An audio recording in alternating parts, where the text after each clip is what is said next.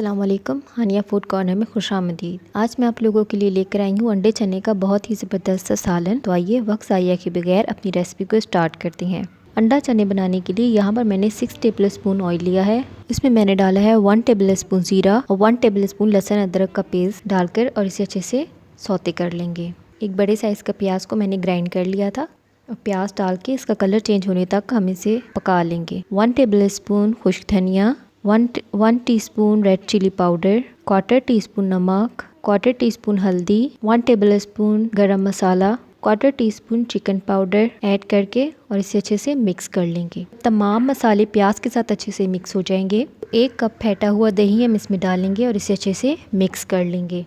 1 cup फेंटा हुआ दही हम इसमें डालेंगे और इसे उस वक्त तक भूनेंगे जब तक कि मसाले में से घी अलग ना हो जाए। ये देखें बिल्कुल इस तरह से। जब मसाला और घी सेपरेट हो जाएगा तो ये देखिए यहाँ पर मैंने चने पहले से ही बॉईल कर लिए थे। देखिए ये बॉयल चने हैं और ये आधा किलो चने हैं बॉयल। इन्हें हम मसाले में डालेंगे और अच्छे से मिक्स कर लेंगे।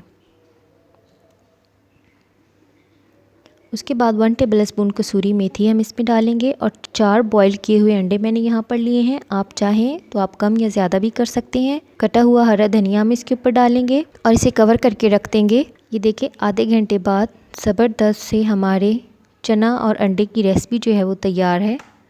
आप इसे नान, रोटी, चपाती के साथ भी सर्व कर सकते हैं।